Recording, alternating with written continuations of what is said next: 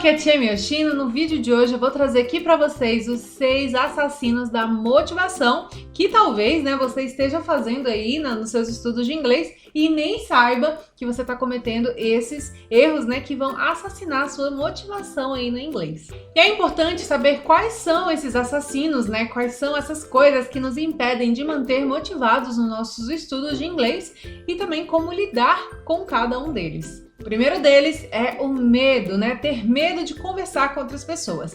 Esse é um medo que eu conheço bastante. Eu tinha muito medo também quando estava aprendendo inglês e eu não percebia que esse medo era o que me travava, Eu ficava insegura de falar inglês com as pessoas e eu não percebia que isso me travava bastante e que me atrasava aí nos meus estudos. Então, isso é um grande problema se você também se sente assim. Eu vejo que muitos alunos têm essa dificuldade de enfrentar aí esse medo de falar, Mas se hoje eu pudesse dar um conselho para a minha versão mais nova que morria de medo, não tenha medo e apenas se jogue e fale. Então, se você também tem esse sentimento de ter medo na hora de falar, esquece esse medo e se joga, fala mesmo, que é assim que você vai aprender, é assim que você vai aprimorar e é assim que você vai alcançar a fluência. Se você tem medo de falar inglês, comece se desafiando de maneiras menores, Então, tenta criar um vídeo falando inglês com você mesmo, Depois você escuta ali o que você tá falando, vê, assiste você se falando, Se cadastre em um aplicativo de idiomas, puxa papo com alguém, mas só na escrita, depois você passa aí para uma chamada, depois uma chamada de vídeo e vai evoluindo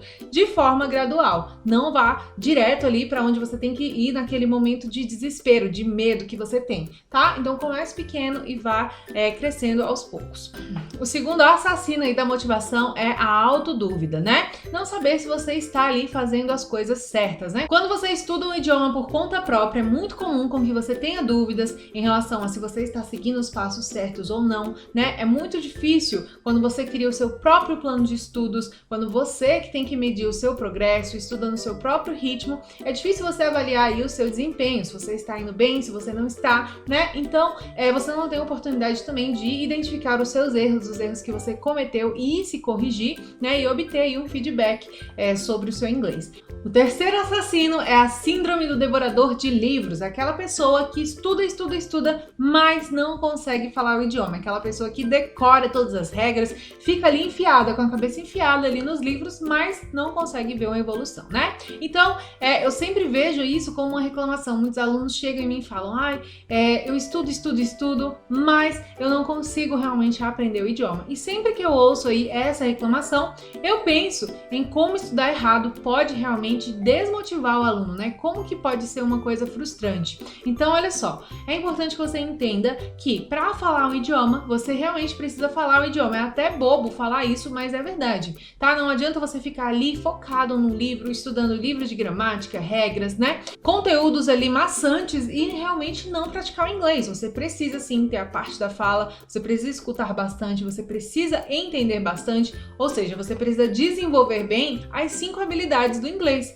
que é escutar, ler, entender, escrever e principalmente falar, porque a gente busca a comunicação. Então não adianta a gente ficar ali preso estudando só livro e não praticar a parte da fala, tá? Então se você tem essa síndrome aí de devorador de livros, esquece um pouco o livro e vai praticar todas as outras partes. Escuta bastante, lê bastante, fala bastante, então você tem que falar desde o primeiro dia mesmo que você está estudando inglês, tá? Quarto assassino é o embaralhador de palavras, tá? Que não entende aí quando as pessoas conversam com ela. Ele consegue falar ali algumas frases, mas quando o assunto começa a ficar um pouco mais complexo, ele não consegue falar e já se desespera, então isso causa aí um desespero, uma frustração dele não conseguir se comunicar. Então o que acontece? Muitas vezes quando a gente estuda, principalmente sozinho, a gente escuta muito podcast, a gente vê aí séries, filmes e tudo mais. Isso vai ajudar bastante a você ganhar vocabulário, conseguir entender bem, conseguir ver aí o inglês real. Só que quando a gente fala, é a mesma coisa aqui, A gente fala no português, a gente tende a falar mais rápido,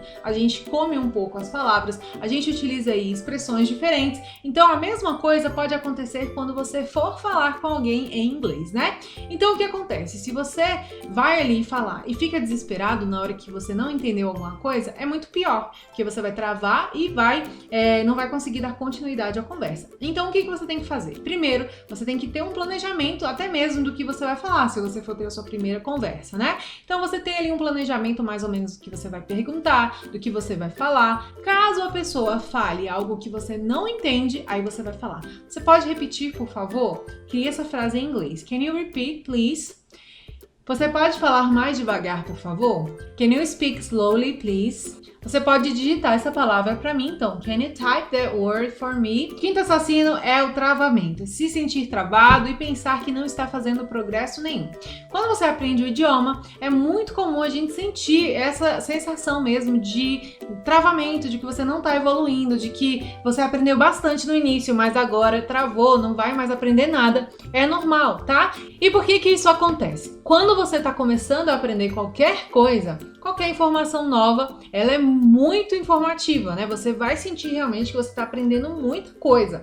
Por exemplo, se você aprendeu uma frase nova, cada palavra daquela frase era nova, você não conhecia, então trouxe realmente uma grande informação para você. A mesma coisa quando você está aprendendo violão. Quando você aprende todas as notas, aquilo te trouxe um aprendizado muito grande. Agora, a partir do momento que você já sabe as notas, parece que você já não tem tanta coisa para aprender. Então, isso também acontece com o inglês. No início, você aprende 100% das coisas. Por quê? Porque você não sabe nada.